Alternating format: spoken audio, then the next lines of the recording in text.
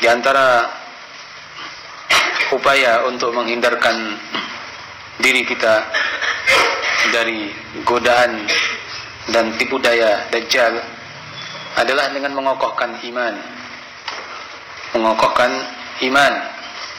Karena dengan iman yang kokoh dia akan mengetahui siapakah Dajjal dan ciri-cirinya. Dan di antara upaya juga yang diajarkan Rasulullah SAW adalah kita berdoa seperti yang Nabi ajarkan, yaitu doa di akhir tasyahud, Allahumma inni a'udzubika min adzabi jahannam, dan seterusnya. Demikian pula di antara upayanya adalah membaca 10 ayat dari surat Al-Kahfi di awal, begitu pula di akhir.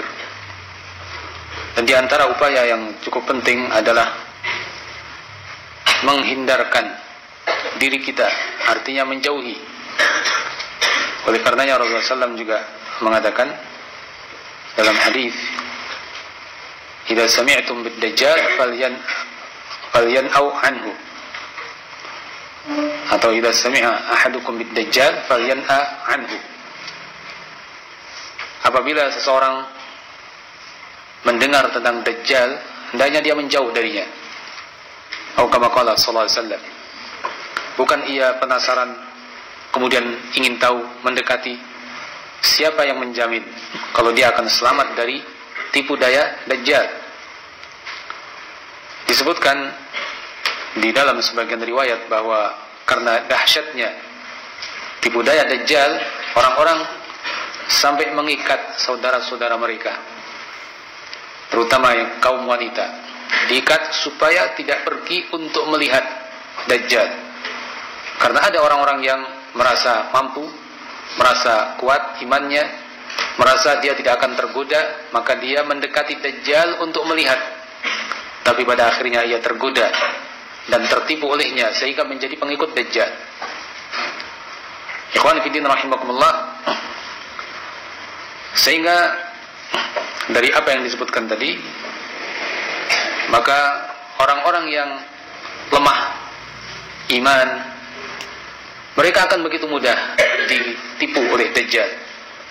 Makanya disebutkan dalam beberapa riwayat, di antara pengikut Dajjal yang banyak adalah kaum wanita. Pengikut Dajjal di antaranya yang banyak adalah dari kaum wanita, karena mereka lemah, mudah digoda, mudah ditipu, sehingga dia ikut dengan tipu daya Dajjal tersebut dan menuhankan Dajjal, walaupun sebagian mereka sebelumnya beriman. Dan tentu juga di antara pengikut Dajjal adalah orang-orang yang jelas memang mereka dari awal adalah orang-orang kafir. Bahkan disebutkan dalam hadis Nabi SAW, yang mengikuti Dajjal di antaranya adalah 70.000 dari orang-orang Yahudi Asbahan. Nah, karena memang mereka kafir, sehingga sangat-sangat mudah untuk diperdaya oleh Dajjal dan menjadi pengikutnya. Disebutkan pula bahkan orang-orang Khawarij, dari tengah mereka akan muncul Dajjal. Walhasil kebanyakan dari mereka adalah orang-orang yang lemah agamanya, atau memang mereka orang-orang yang kafir, baik dari kalangan Ajam atau dari golongan-golongan yang lain yang bercampur dari berbagai golongan suku bangsa. Karena Dajjal dia akan berkeliling dunia. Dia akan berkeliling dunia dalam waktu yang cepat. Rasulullah SAW mengatakan bahwa dia di tengah manusia hanya 40 hari. Namun satu hari seperti 1 tahun, 1 hari seperti 1 bulan, 1 hari seperti 1 pekan, dan hari-hari yang lain seperti hari-hari biasanya. Namun dengan waktu yang tergolong singkat tersebut ia dapat mengelilingi dunia, semua tempat ia datangi untuk dia goda manusia, untuk dia tipu daya manusia, untuk diajak supaya menuhankannya. Hanya saja ia tidak bisa memasuki 3 tempat, Makkah, Madinah, dan disebutkan pula Baitul Maqdis, atau 4 masjid, yakni Masjidil Haram, yakni di Makkah Al-Mukarramah, kemudian Masjid Nabawi, kemudian Masjidil Aqsa, Masjid At-Tur. Masjid Nabawi, Masjidil Haram, Masjidil Aqsa, dan Masjid At-Tur. Ini 4 masjid disebutkan dalam sebuah riwayat terlindungi dari Dajjal, dan 2 tempat yaitu Makkah dan Madinah. Setiap kali dia ingin masuk ke Makkah atau Madinah, para malaikat menghadang dengan pedang-pedang mereka yang terhunus sehingga ia tidak mampu memasukinya, dan ia hanya bisa mendekati. Namun disayangkan sebagian orang-orang yang di Madinah justru keluar untuk melihat Dajjal, dan akhirnya sebagian mereka tergoda dan terkecoh olehnya. Nasallallahu alaihi wasallam. Oleh karenanya sebagian mereka sampai mengikat kerabat-kerabatnya supaya tidak keluar melihat Dajjal karena takut terkecoh oleh tipu dayanya. Adapun tempat keluarnya Dajjal disebutkan oleh Rasulullah sallallahu alaihi wasallam dalam sebagian riwayat bahwa dia keluar dari arah timur. Lebih khusus disebutkan dalam sebuah riwayat bahwa dia keluar dari daerah Khurasan, atau lebih khusus lagi dari sebuah kampung bernama Yahudi di kota Asbahan. Yang Asbahan ini kalau sekarang ada di wilayah Iran. Asbahan kalau letak geografis di zaman ini masuk di wilayah Iran. Dari situlah awal munculnya Dajjal. Dajjal dengan pasukannya yang besar, di antaranya seperti yang disebutkan tadi bahwa dari kalangan Yahudi saja 70.000 yang mengikuti Dajjal dengan pakaian ciri khas mereka menjadi pasukan Dajjal. Disebutkan bahwa Al-Imam Mahdi dia dengan pasukannya pun akhirnya juga mesti menghadapi Dajjal, karena Dajjal dengan tipu dayanya yang artinya dia telah merusak akidah manusia, dan dia memaksa orang-orang yang tidak mengikutinya bisa dia bunuh. Maka tentulah terjadi suatu pembelaan mereka yang berada di atas al-haq, kebenaran, mengikuti sunnah Nabi SAW, dan mereka yang mengikuti Dajjal. Maka di masa itu terjadi peperangan-peperangan. Mereka mesti menghadapi kejahatan Dajjal tersebut. Sehingga suatu saat ketika Al-Imam Mahdi dengan pasukannya bersiap-siap, mereka di waktu itu berada di suatu tempat bersiap-siap dan mereka melakukan sholat subuh. Ketika itu sebelum qomat dikumandangkan, ternyata Allah Azza wa Jal menurunkan Nabi Isa dari langit. Nah, sehingga di sini nampak jelas bahwa di masa itu sekaligus 3 dari tanda-tanda besar datangnya hari kiamat ada di saat yang sama, di masa yang sama, yaitu Al-Mahdi, kemudian Dajjal, dan ketika itu turunlah Nabi Isa alaihissalam. Rasulullah SAW mengatakan dalam sebuah hadis, "La tazalu ta'ifatun min ummati yuqatiluna 'ala al-haqq zahirin ila yaumil qiyamah." Akan ada tetap sekelompok dari umatku, mereka berperang membela kebenaran, di atas kebenaran mereka terus unggul sampai pada hari kiamat. Nabi kemudian mengatakan fayanzilu Isa bin Maryam, maka turunlah Isa bin Maryam, fayaqul, beliau pun mengatakan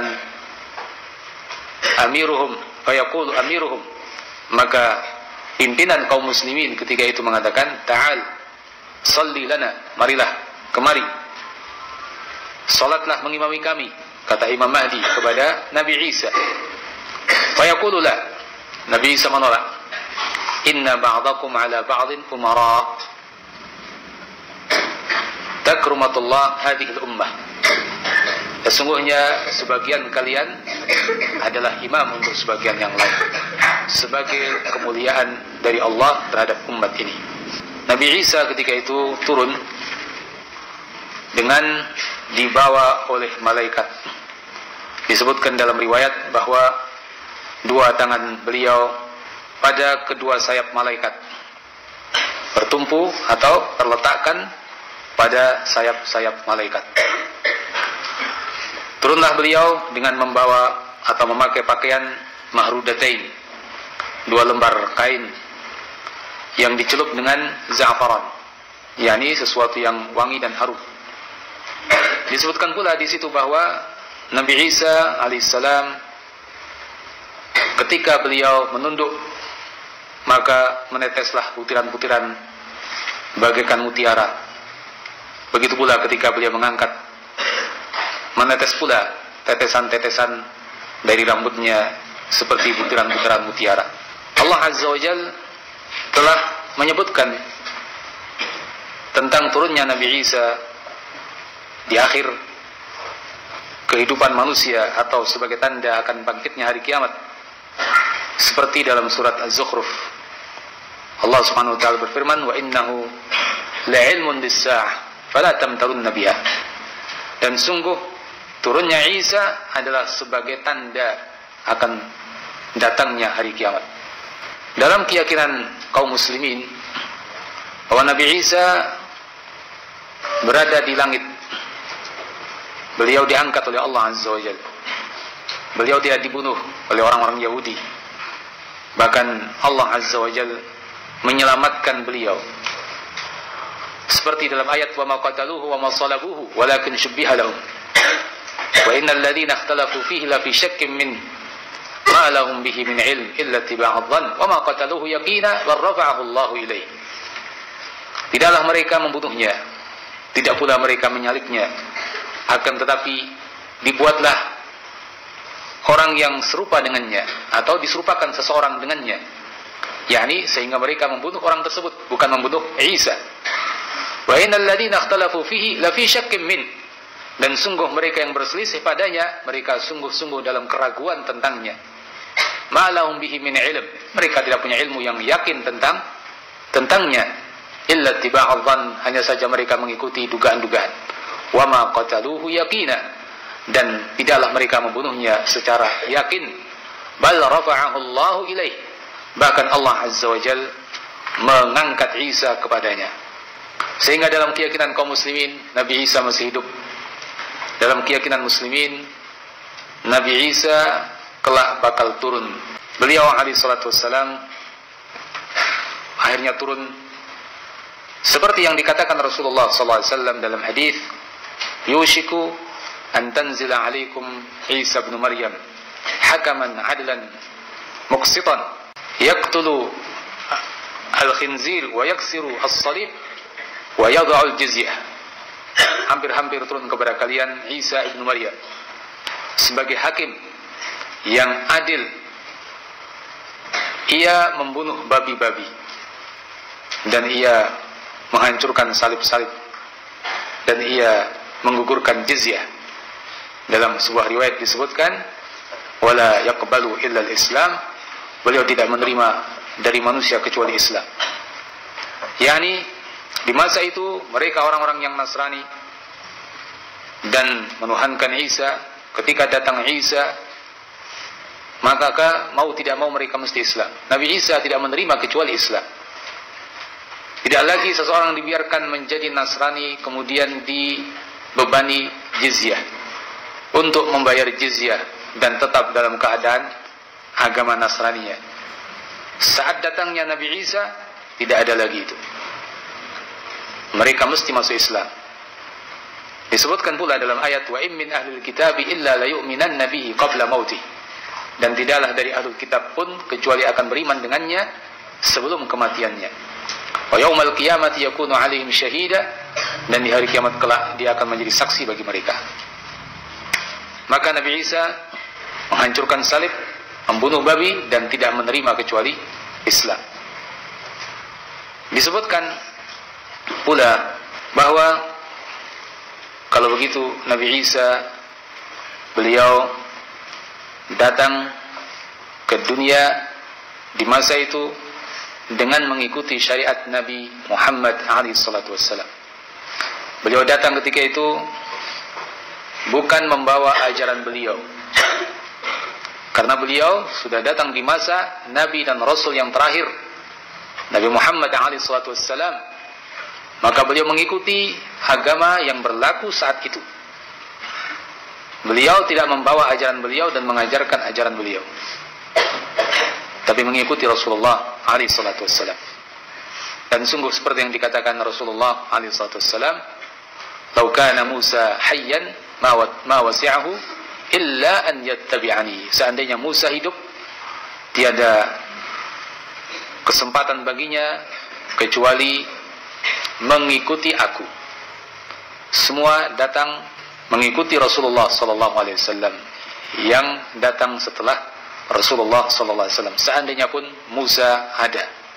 Oleh karenanya ketika Nabi Isa datang, beliau mengikuti Rasulullah SAW. Sehingga seperti yang tadi kita sebutkan bahwa ketika Imam Mahdi dan bala tentaranya ingin melakukan sholat subuh, dan yang memang pada dasarnya imamnya adalah Imam Mahdi, maka Nabi Isa menolak untuk dijadikan imam. Nabi Isa menolak untuk dijadikan imam, dan beliau mengatakan seperti yang tadi kita sebutkan, ya, inna ba'dakum umara ala ba'd, sebagian kalian adalah menjadi amir sebagian kalian. Nabi Isa di belakang Imam Mahdi.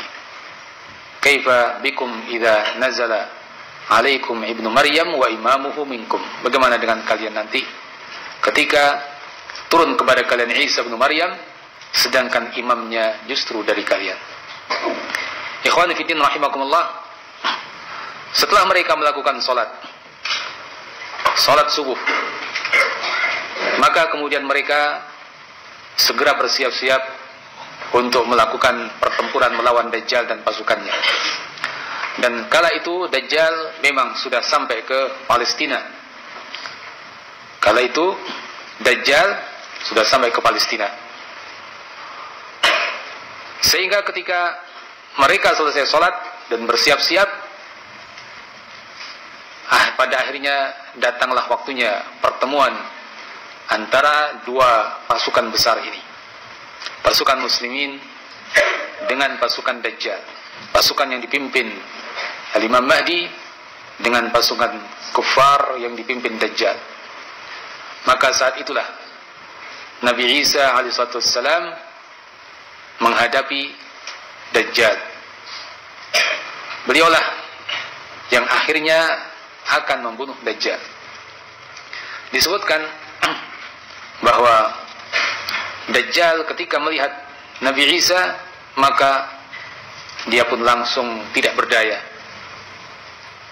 Dia tidak berdaya menghadapi atau melihat Nabi Isa.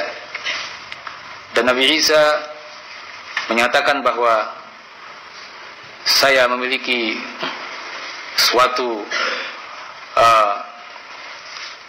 serangan, dengan tombak beliau yang tidak bakal lepas. Disebutkan bahwa kejadian itu terjadi di Bab Lut, ya, di daerah Baitul Maqdis, ya, di Babilut, di daerah Baitul Maqdis.